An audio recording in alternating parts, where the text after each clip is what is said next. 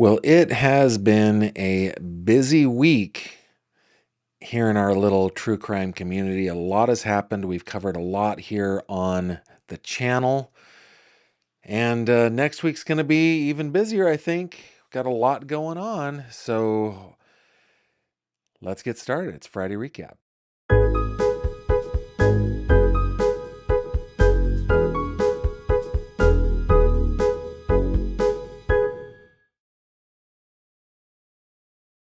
This video contains mature themes and discussions intended only for adult audiences. Viewer discretion is advised. Hello there, my friend. Welcome back to the channel. My name's Gavin. Thank you very much for being here for another true crime conversation. This is the second week in a row that I've just decided, let's do a recap of the week. I kind of stole it from Courtroom Confidential, if we're going to be perfectly honest. I think it's such a great idea to just go through everything that we've talked about over the week, and this week has been a pretty busy one. So what I thought we would do tonight is, in one of my videos earlier this week, we touched on the Lily and Jack Sullivan case just a little bit. We're going to revisit that a little bit. Of course, we are going to come back around to Kada Scott, and then we are going to pivot over to Judge Mullins and Mickey Stines and talk a little bit about Laya Steins, just to wrap up the week. I actually was a guest on a national podcast earlier today. It'll come out in the next couple of days to talk about young Miss Stein. So there's a little bit to talk about there. But why don't we start off where we will go left to right, shall we? Let's just go left to right, and I want to come back around to this article here. Okay. What we learned this week is that the RCMP unredacted several portions of documents that they had already released to the media, specifically because there was a lawsuit by several media outlets, and they, rather than wait for the court to give them an instruction to do it, they actually just went ahead and did it. Now, I've looked all over the place for those documents to actually read them, and I haven't been able to get my hands on them quite yet. If you have been able to get your hands on it and you wouldn't mind, come on over to my website, gavinfish.com, and let's get this up, gavinfish.com, and click on this little icon up here, which is a little contact me icon, and you can reach me this way. I haven't kind of pitched this form in quite a while, but on the daily I get dozens and dozens of messages. So and I read them all. So if you have anything that you'd like me to see on Jack and Lily's case, this is where to do that. Also, there is a Dropbox link in the description below if ever you want to drop anything that you want me to see. It ends up not being confidential, and I can't make it anonymous just because of the Dropbox technology. If you ever want to send me something anonymous, you can head on over to the Support Me page, and there is my address, P.O. Box 104, Franklin, PA. Okay? Ah, you're not seeing that. There it is, right there. So, wow, did I even did I have that hidden? I did. There's my address, P.O. Box 104, Franklin, PA.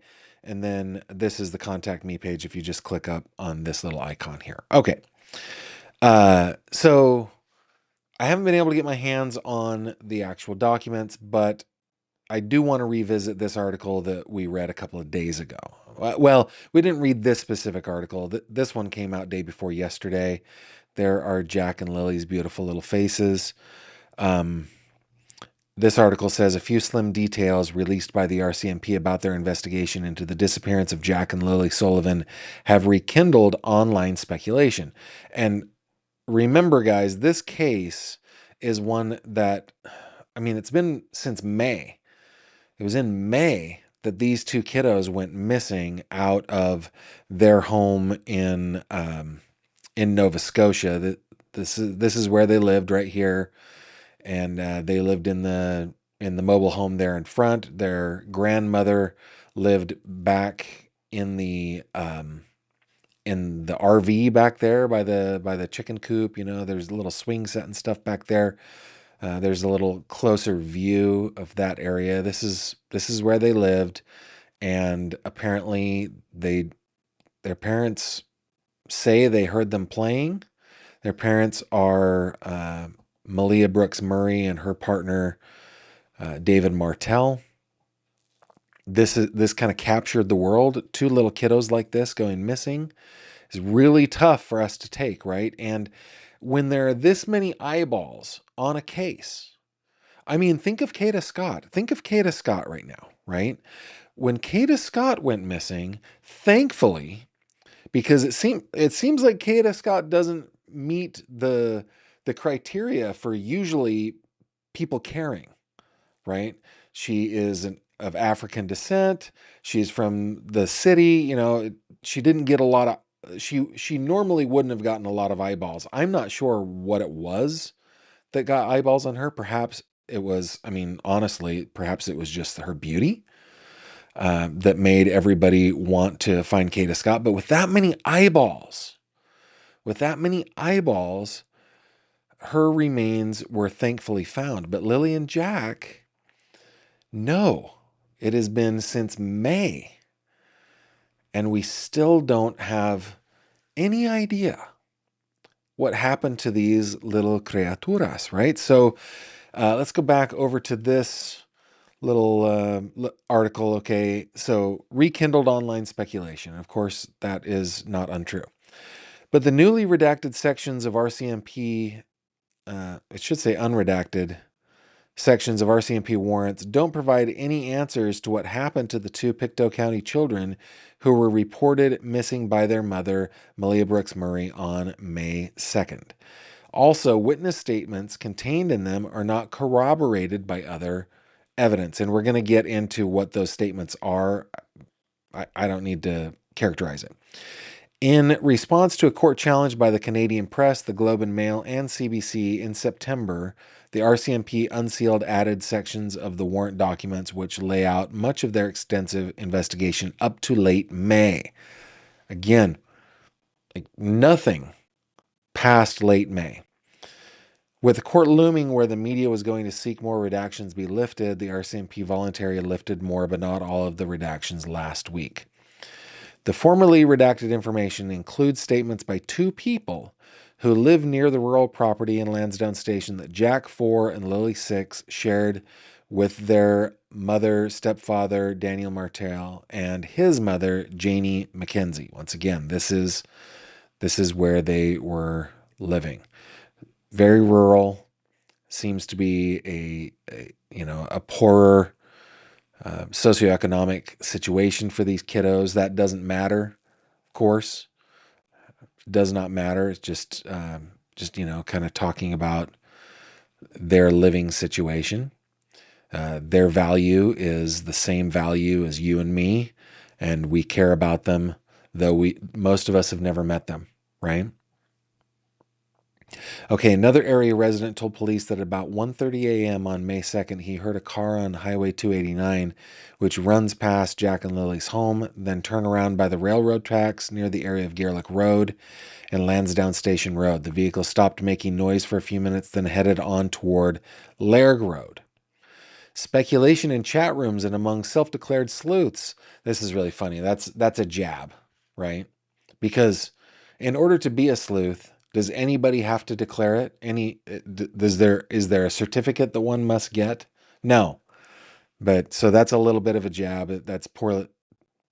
I shouldn't have got past an editor. But anyway, operating YouTube channels, feeding into an international obsession with the case, is that this contradicts the version of events told police by both Martell and Brooks Murray that the children were put to bed around 9 p.m. on May 1 and that no one left the house until this morning. The morning. Okay, yeah. Yeah, speculation in chat rooms and among self-declared sleuths operating YouTube channels feeding into an international obsession with the case is that this contradicts the version. Well, it does contradict the version. That's really funny. But I think police found it to be untrue, right? Or unfounded. They couldn't corroborate it. The children were last seen in public the previous afternoon, the first, based on security footage from a Pictou County Dollarama. What's a Dollarama? Is that like a dollar store or a Dollar General or something like that? The RCMP followed up on the statements looking at security and hunting camera footage obtained from properties in the area. Quote, investigators conducted a thorough review of surveillance footage from the Garlick Road area during the early hours of May 2nd and found no evidence of any vehicle activity at the time, reads a statement from the RCMP. Yeah. As such, no driver has been identified, and the presence of a vehicle has not been substantiated as a key element in the investigation. Sorry, I'm getting a text from somebody. I want to make this actually is something that we're going to want to share later on. So don't let me forget. I need to share the text, okay? So the presence of a vehicle has not been substantiated as a key element of the investigation. The RCMP have received over 600 tips and have followed up on each.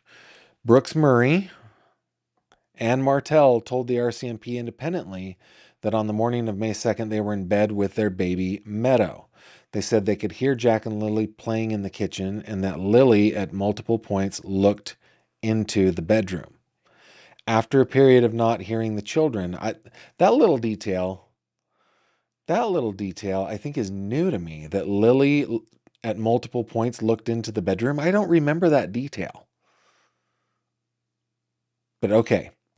After a period of not hearing the children, Martell went to check on them, but they were gone, along with their boots and Lily's backpack.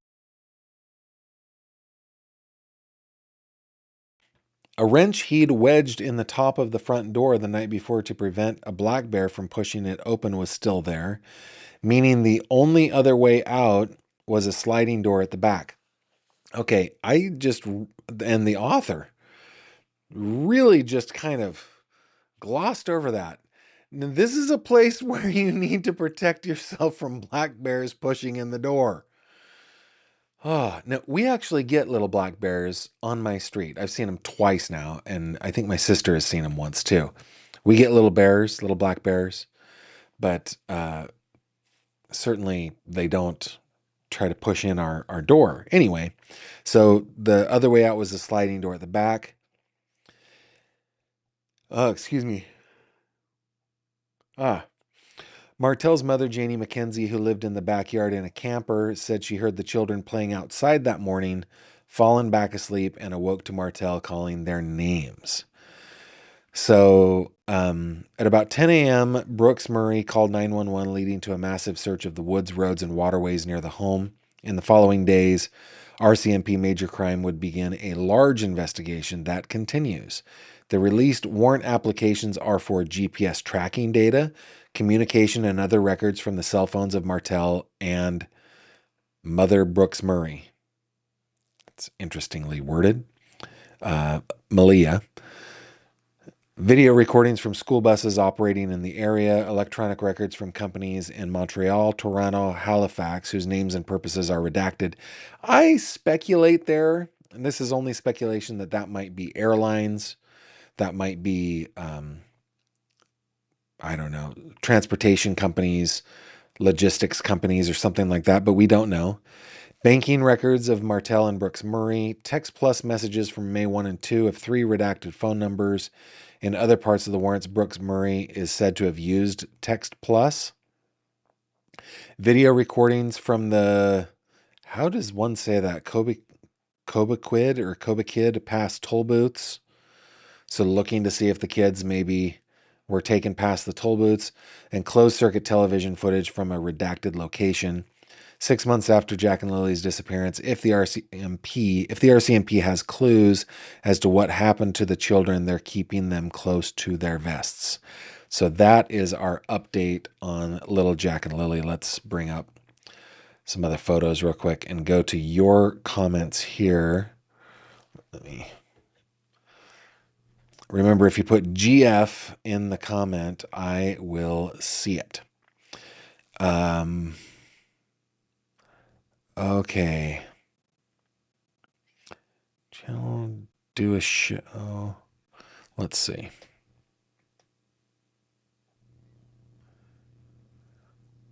Did the behavior channel do a show on the boyfriend of the mom? I don't know. I don't know. Rocks and Raccoons with Auntie Jen. I'm glad you're here. Thanks for being here.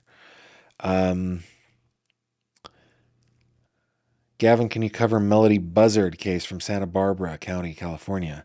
Yeah, if you will send me details, Emmy, I will take a look. I don't know if I will cover it or not.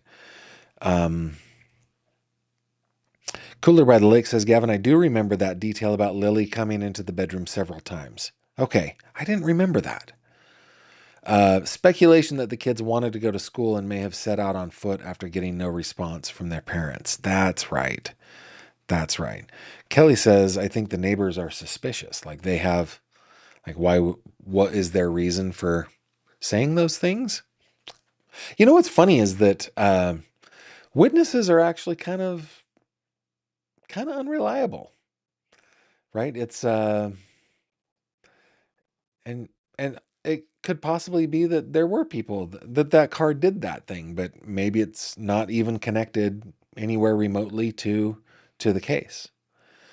Tyler says, vacation in the mountains where my granddaddy grew up. They got these huge, hefty bungees on the trash cans for the bears. I had never seen that till last time I went up there. Yeah.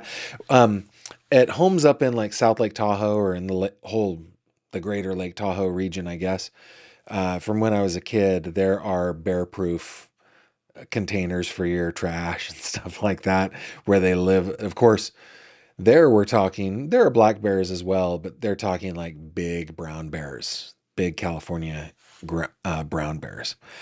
Kelly Dobson says, Gavin, it appears the neighbors were dishonest. Why? They were also charged with breaking and entering and stealing from surrounding properties. So maybe they were putting the police on a wild goose chase. Okay, Emmy. Yeah, I see your comment. Please, please, please send me the information by going to gavinfish.com. I think it's probably still up, and using this contact me form. Okay, give me as much information as you can, including links if you can do it, because missing people, missing children especially, that's important. Okay, so yes, all right. So that is our update on Lily and Jack Sullivan. So where do we go next? Okay, let's head over to the Kada Scott case. And I actually got a document in from the court today that I just wanted to share with you guys. This is the same kind of document. Where am I going? There we go. That we have on the previous cases of Keon King. Just a quick little recap. Kada Scott, 23-year-old Philadelphia woman. I understand she was a graduate of Penn State. At the very least, from what I'm reading, she attended Penn State, was working in an assisted living facility, had only been working there a couple of weeks when she kind of stepped out from her job, and nobody ever saw her ever again. Her remains were found a couple weeks later. The the person who is charged with her murder is this man, a man named Keon King. Now let me show you this is the new set of documents that came out of the Philadelphia Municipal Court. Of course, his preliminary hearing is still scheduled for the 10th of November. I do not think that I'm going to be able to go and do that one, guys, and there are no cameras allowed in Pennsylvania courts. And so when that happens, we will have to cover it based on the coverage from the media, which is no problem. Okay, bail has been set as without bail right there. And we kind of scroll down. This is, I think this is they call this PARS. I don't know why they call it that, but it's basically a courtroom document that is mostly left empty. Here are the official charges that have been added. Robbery, murder.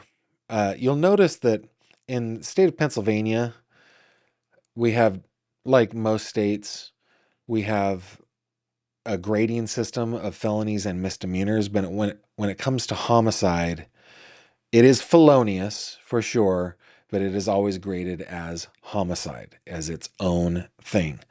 So, so it looks like he's got 2 felonies plus the murder, and then 1, 2, 3, 4, 5, 6, 7, 8 misdemeanors, including abuse of corpse, obstruction of justice, tampering with evidence, and so forth.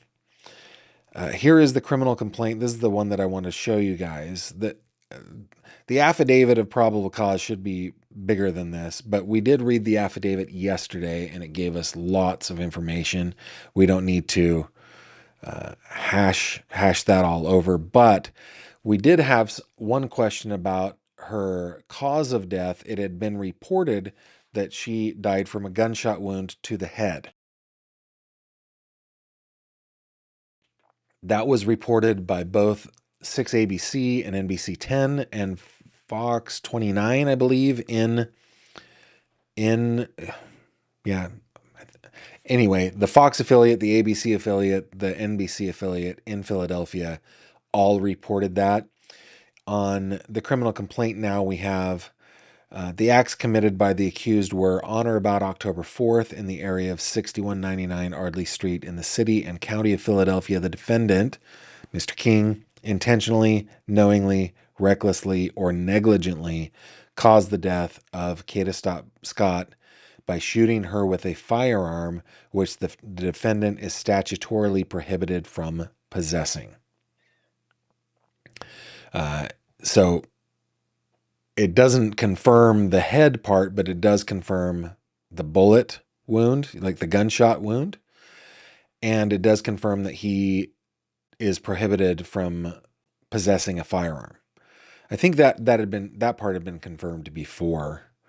But you know, it's in this document. I don't think there's any other detail.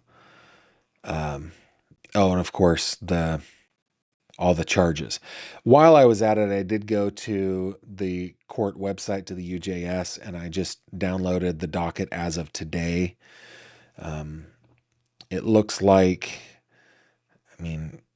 all of the cases are tied together. They will all be handled probably in the same preliminary hearing. He was arraigned yesterday at 12:37 p.m.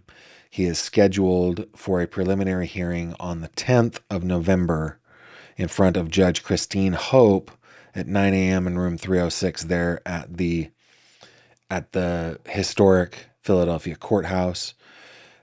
It does not say where he is confined, though I think Autumn was able to find that out. Maybe Autumn, you can put that in a comment again. I think I can actually, while we're just here, let me just look. The Commonwealth has an inmate and parolee locator. So Autumn, I'm not going to make you do this. I can do this right now. Keon King. And was there another? Doesn't have a middle name listed. His date of birth. We should know his date of birth from this one. 5/6/2004. 5/06/2004. And let me see if I can bring it up here. It's not showing. It's not showing where he is. So let me just do a simpler search. Keon King.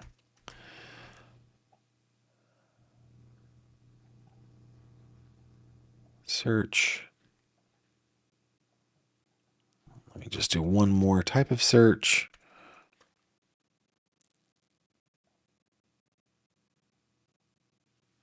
Yeah, so I'm not able to find it. Uh, the docket just says that that he's at a county correctional facility of another jurisdiction and that he's still in custody. Of course, it also shows his. For some reason, they don't show the grade on this document, which they always do in district and Commonwealth, not Commonwealth, district court and, well, the county courts. I'm blanking on the name of the court. But in Philadelphia Municipal, for some reason, they don't keep the grade on there. And yeah, it's just, we're proceeding. The next thing is going to be at the, on the November 10th date. So that's where we are on that. Let's bring up Kada's photo one more time, see what you guys are saying over here. Autumn says Philadelphia Department of Corrections. Okay. Use VineLink. VineLink is a better way to do that. You know what? That is brilliant, Autumn. Well done. Well done. Yeah. So any thoughts on the case? I'd love to hear it. In fact, at the end here, why don't we do a Q&A? Now I've got to sneeze. I've got all these. I've got yawns. I got sneezes.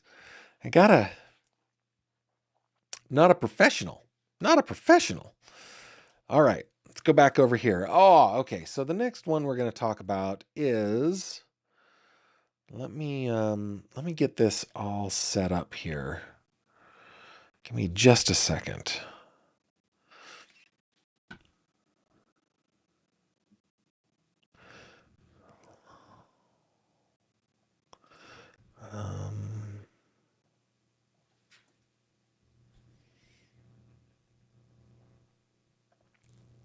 Here we go. I'm just going to skip ahead and see. Yeah. Okay. All right.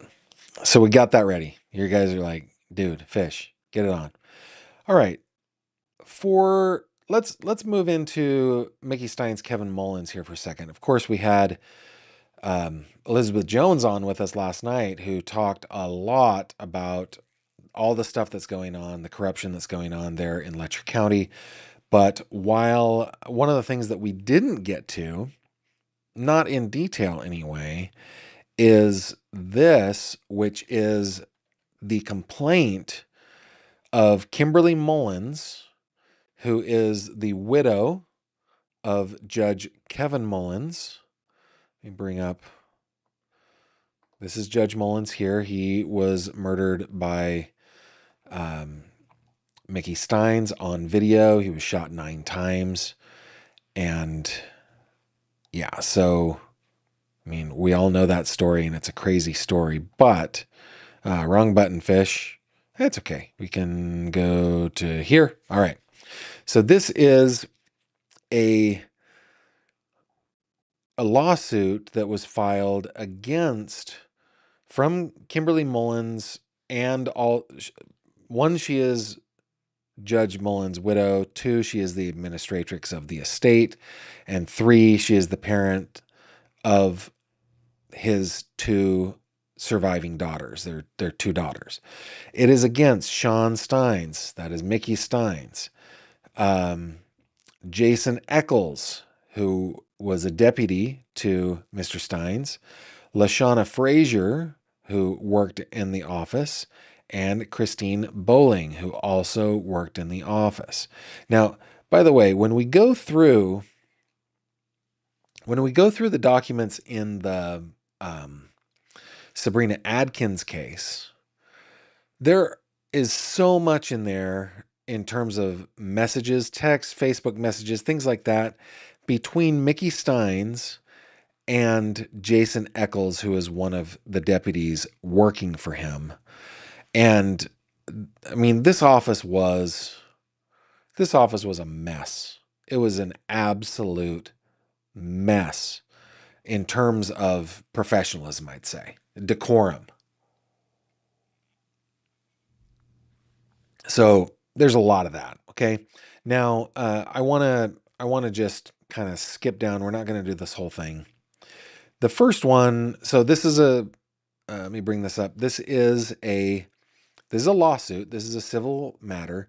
Count one is that on or about September 19th, Sean Stines intentionally and without privilege or justification placed Judge Mullins in imminent apprehension of harmful contact and made harmful contact by shooting and killing Judge Kevin Mullins in his judicial chambers. Stein's actions were undertaken willfully, wantonly, maliciously, and or with reckless disregard for the rights and safety of the plaintiffs. As a result of this intentional assault and battery, Judge Mullins succumbed to his injuries and lost his life. Oh, perfect. Perfect. Okay. I've got another text that's going to be great. We've got some announcements at the end of the show today. So yeah, that's basically the case, I guess the complaint against Mickey Stines, which seems reasonable. Now the count two, this is where I think it gets interesting, is the negligence they allege of Jason Eccles. So on or about the 19th, Sean Stines intentionally shot and killed Judge Mullins. Prior to the 19th, Stines exhibited concerning and dangerous behavior, including but not limited to anxious, paranoid, and psychotic conduct that posed a foreseeable risk of violence. Now, you know what's very interesting? What's very interesting about this to me is that in her lawsuit, Kimberly Mullins is telling the court and the world, because they're public documents, that Mickey Stines was acting anxious and paranoid and other psychotic and exhibiting other psychotic behaviors. I think this might be used as an exhibit in court for the criminal case, I mean. But anyway, basically she is saying he was negligent. The Letcher County Sheriff's Office, by and through its agents, servants, and or employees, is mandated by Kentucky law to attend the circuit and district courts of the Commonwealth, preserve the peace, provide courthouse and courtroom security, and protect judges of the Commonwealth of Kentucky. The duties imposed upon Eccles and the Letcher County Sheriff's Office with respect to providing courthouse and judicial security were ministerial in nature, involving obedience to orders set forth by statute. Blah, blah, blah. Defendant Eccles, as an agent or an employee of the Letcher County Sheriff's Office, had a special relationship with Judge Mullins and had a duty to warn Judge Mullins of defendant Stein's dangerous propensities.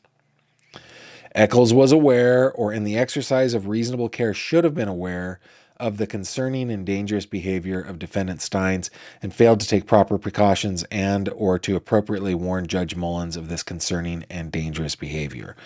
Defendant Eccles, as an agent, blah, blah, blah, had a duty to control Stines. So they're alleging, hey, they needed to warn the judge. They needed to control Mickey Stines. So that is basically what they're saying. Same kind of thing, negligence of LaShawna Frazier, right? That he exhibited this weird behavior, that she is required. She has the duties. She's an employee of the sheriff's office. She had the duty to warn Judge Frazier or Judge Mullins. She had, let's see, Defendant Frazier, 35, was aware or in the exercise of reasonable care should have been aware of the concerning and dangerous behavior of Defendant Stines and failed to take proper precautions and or to appropriately warn Judge Mullins. Yeah, and then to control Defendant Stines. Yeah, so same thing to LaShawna, same thing to Christine Bowling. So that is the complaint. Now, the defense has filed a motion to dismiss, which is just kind of par for the course. That definitely has to happen. But it makes me wonder if Jeremy and Carrie Bartley will use something like this. Like, hey, even Judge Mullins' widow is saying that he was cuckoo, at the time. He was having a hard hard time. Like to see what you guys think here. Mooney, you guys aren't talking very much today. But Mooney brings up something that is, yeah, I mean, what a great comment. No one in that office had any law enforcement training. No one in that office, including Mickey Stines, had not gone to an academy. He had been grandfathered in. And these guys treated it like they were in a high school locker room. They honestly did. It was bad. And you can go through those documents. I haven't posted those anywhere. I probably should make a Judge Mullins case page. Oh, it's just so much work. It's just so much work. But I probably should. Yeah, Just Ducky sounds like they're confirming his insanity plea. Autumn asking, how would they know what he was going to do? Right? I don't know. I don't know. Heather Whatever says that she agrees with Autumn unless someone said they would do something like that. Who could predict? Yeah. Robin says, oh, it's because I'm quiet today. I'm not out there cutting jokes and other random ideas. That's true. Robin is usually our troublemaker, which I say, tongue planted firmly in cheek. We love our mods. Do we not love our mods? Our mods are amazing. All right. Okay. So the last thing, it's actually second to last thing that I want to show you guys is about Laya Steins. Now, look, I've had a little time to process my feelings. Okay. A little time to process my feelings. And I was a little hurt by her telling people like me that we need to go get a job, especially when this is such a hard job to do anyway. But I've thought about it. She's 18 years old. She is living in a new reality that is very, very difficult. And I'm actually kind of warming to the idea of like, this girl's amazing. She's coming out and she's saying hard things. So I actually don't feel, I've gotten over my hurtedness and feel better about things. Now, what I want to show you is this. Wrong button. This. There we go. This is on Law and Crime. This is Anjanette Levy's podcast. It's called Crime Fix with Anjanette Levy. Anjanette is amazing, by the way. I love her to death. She is terrific. This was published, 40 minutes ago? And if you scroll on in, let's see if we can find it. There is, and I found like the perfect spot. There we go. That's a little bit better. There is that long-haired hippie wannabe Gavin Fish with his daughter's headband in his head, in his hair. So yeah, I was so grateful that Anjanette invited me on and we got to talk a little bit about Lila. I will paste the link into the live chat and I will put it into the description below here in just a minute. In fact, I think I can just, let's see. I will put it in the description right now. At Law and Crime Network appearance. There we go. All right. So I've just put that in the description so that you guys can see it if you want. I will also share it on all the other socials, but that's pretty cool. Pretty cool that I got to do that. And yeah, I think Lila, I don't know that I have it up. Let me bring up Judge Mullins here. I don't think that she's done any more than the 3 videos that she had up yesterday. Yep, just the 3 videos, though they are climbing. And in views, she has 1.8 million views on her first one, 162. 1,000 on her second, 44,000 on her third. I hope that she is finding a platform for herself. And I think that she presents herself well. I think she's in a unique situation. And I would encourage her to continue to talk about this stuff, being very careful to protect her dad's case because we want a fair trial. Everybody wants a fair trial of Mickey Stines, right? All right. So with that, let's bring up Mickey's photo here and see if you guys are saying anything else. Kel says, I think she's handling things with quite a bit of grace, considering how she's been such a gossip target. I agree. I agree. And yeah, I mean, I don't think I can say it any better than that.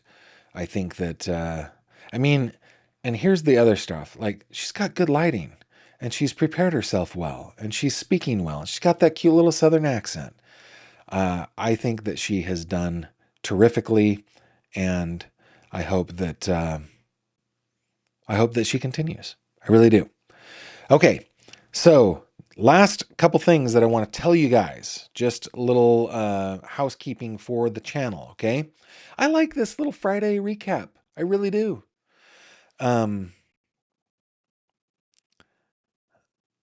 Let's see. Oh, I need to fix something for my day job here too. But I just want to get a confirmation here. Perfect. Confirmed.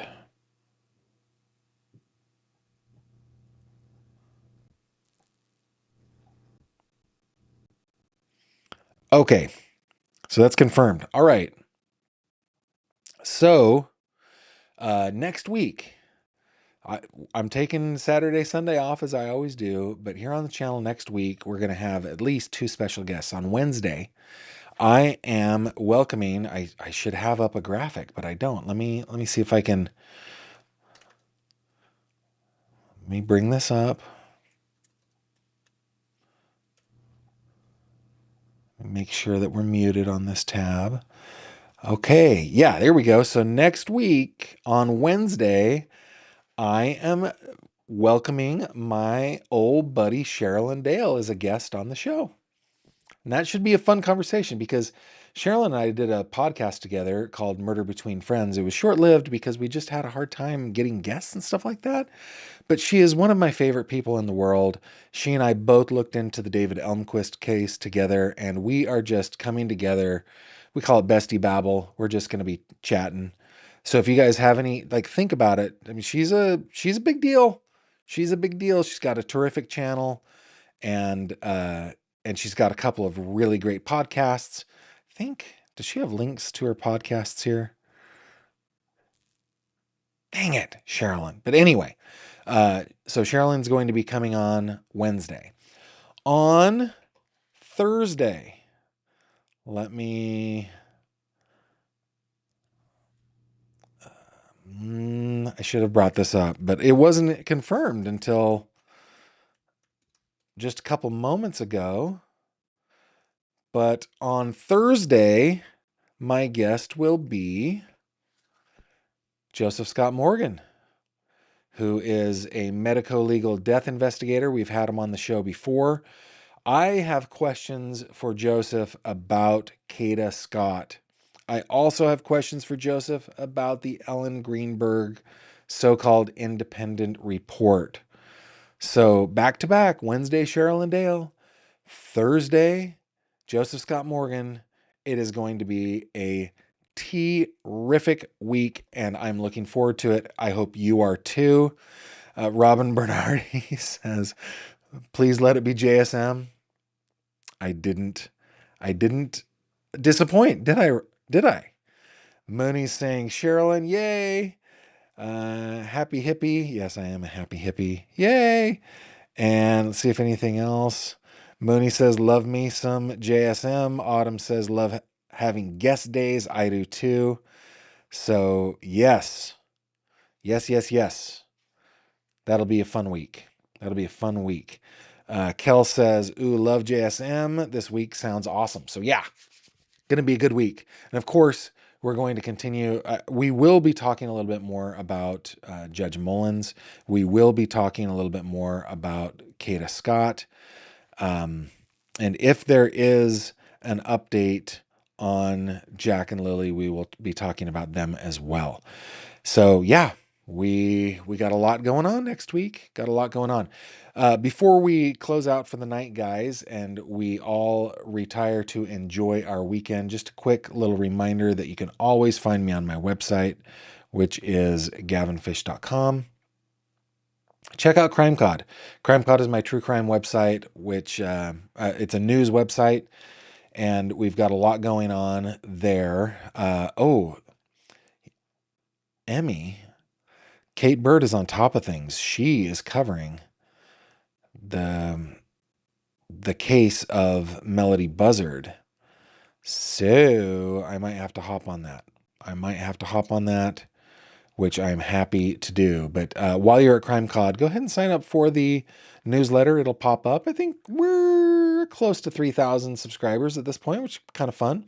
Also, from my website, if you click on this little fishy, that will take you over to the fish tank where we hang out on Facebook. If you're on Facebook and that's your thing and you want to talk to us about all sorts of things true crime, look how close we are to 15 million views on my channel. Isn't that amazing? All sorts of things. Lori Daybell, there is my mug at the gym. All the things. Come and join us over there on Facebook in the fish tank. Okay, you're always welcome. With that, let me just check to see if there are any other things you guys want me to check out. Nope. So that's going to be the end. Thank you very much. I bid you adieu. Until the next time, which will be Monday. For those of you who catch the live rewatch crew, it's going to be whenever you just decide to watch. You're welcome to watch anytime. Okay? Thanks so much, guys. I'll see you on the next one. Take care. Thank you very much for watching this video. If you liked what you saw, please consider subscribing. And if you have any questions or comments, please leave them below.